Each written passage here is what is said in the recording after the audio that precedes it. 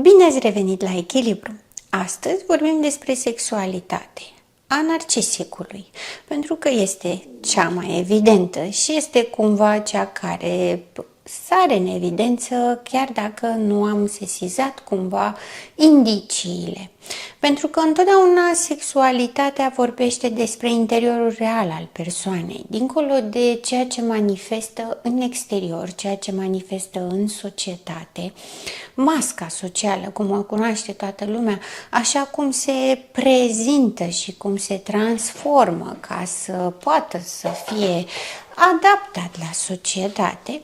Când vine vorba despre sexualitate, vorbim despre interior, despre ceea ce reprezintă în mod real.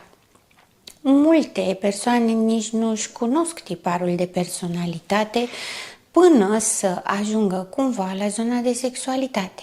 Ceea ce se întâmplă în pat, ceea ce se întâmplă în intimitate, pentru că acolo este cea mai mare doză de adevăr când cunoști pe cineva.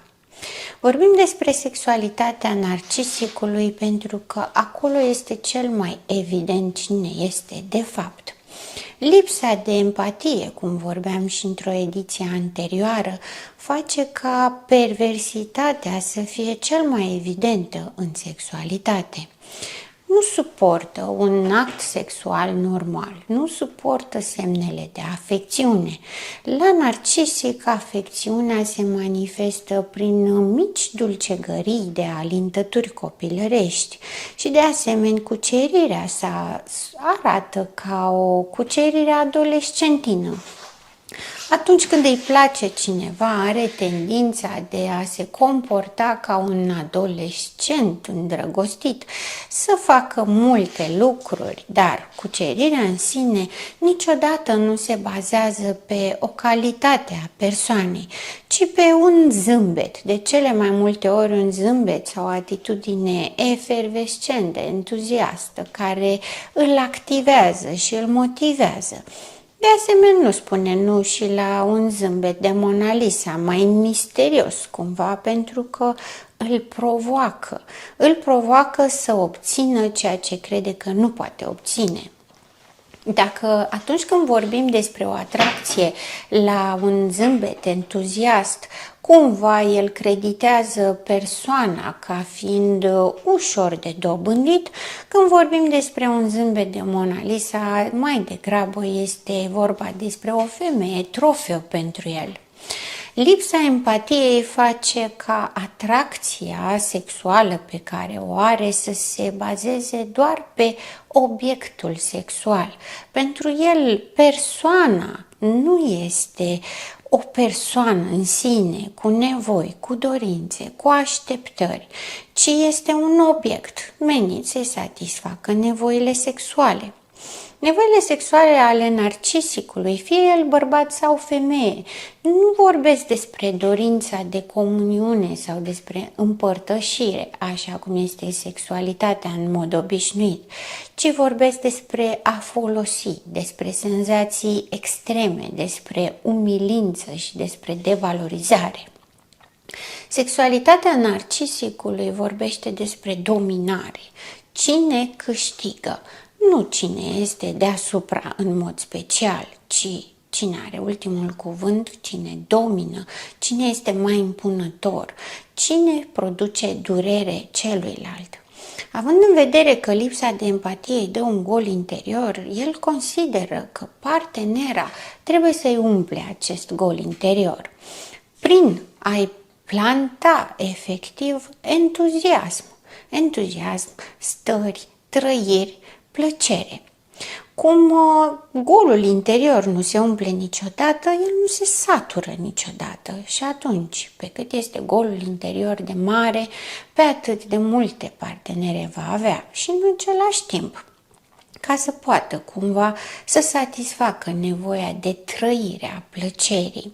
Plăcerea lui, a narcisicului, fie bărbat, fie femeie, vine din umilirea celuilalt, din a-l constrânge să facă în mod special lucrurile care nu-i plac.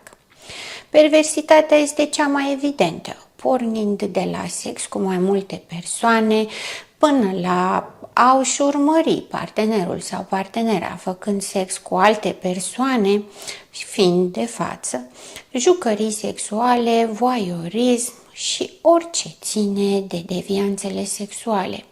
Doar orice are o trăire extremă îl poate mulțumi, însă nu le păstrează, nu se satură și odată ce s-a întâmplat, odată va vrea din nou și de mai multe ori și de fiecare dată altceva mai mult, mai pervers, mai umilitor, mai amplu. Pentru că este vorba despre agresivitate până la urmă. Pentru că nu are empatie, nu trăiește iubirea, nu trăiește afecțiunea, nu trăiește stabilitatea. Și atunci, acolo, în zona de intimitate emoțională și sexuală, se vede cel mai bine nevoia lui de agresivitate asupra celuilalt, nevoia de a produce durere și suferință. Deseori își va obliga partenerul sau partenera prin umilință, prin șantaj, spunându-i că nu este suficient de bun sau că nu este normal sau că nu este în modă, în trend. Dacă nu face o anume sau altă perversiune, va constrânge până la urmă să obțină ceea ce vrea. Cucerirea, de asemenea, este prin învăluire. Nu-i va spune că este frumoasă sau că este deșteaptă sau că își dorește ceva anume sau că îi place ceva anume. Nu.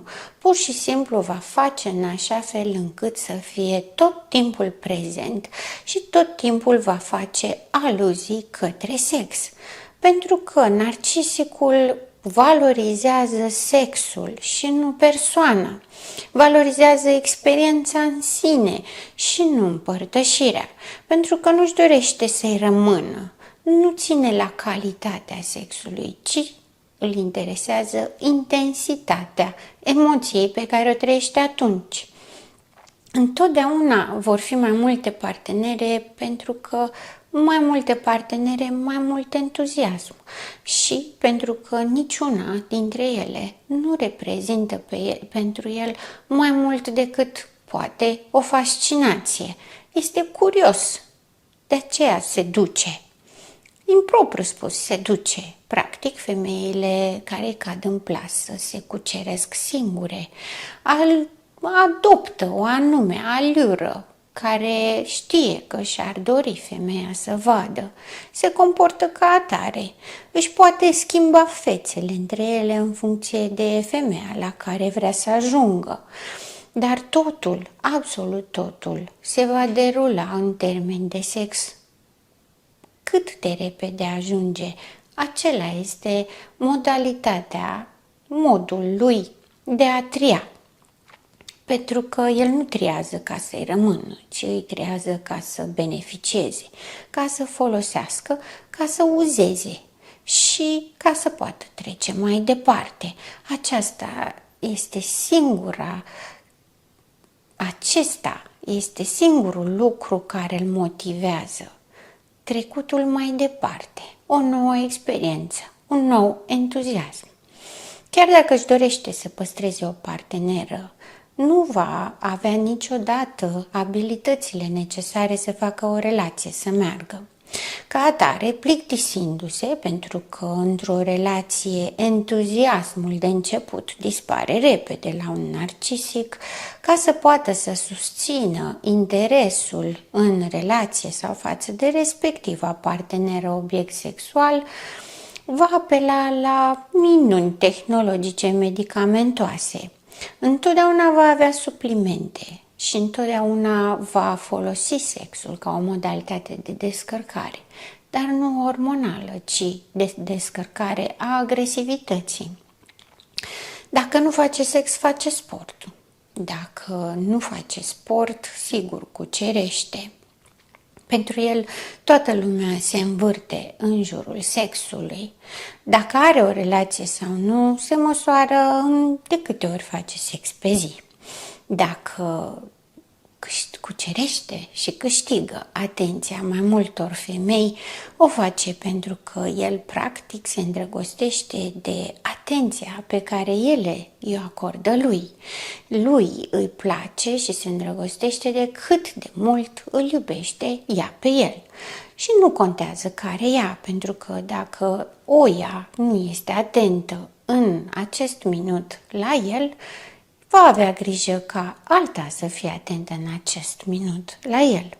Întotdeauna va face acest lucru pentru că în absența atenției, atractivității, atracției pe care el consideră că este normal și obligatoriu să o primească de la alte persoane din jur, este ceea ce pentru el este centrul existenței. El astfel există, astfel își justifică ego-ul, valoarea, faptul că este important, valoros, dorit. Pentru alții, pentru el nu. Pentru el tot ce contează e doar propria persoană, iar validarea maximă este când altcineva îi acordă atenție. Se străduiește cu stimulente naturale sau medicamentoase să facă față unei vieți sexuale într-o relație, dar singurul lui afrodisiac este atracția pe care o au alte persoane față de el.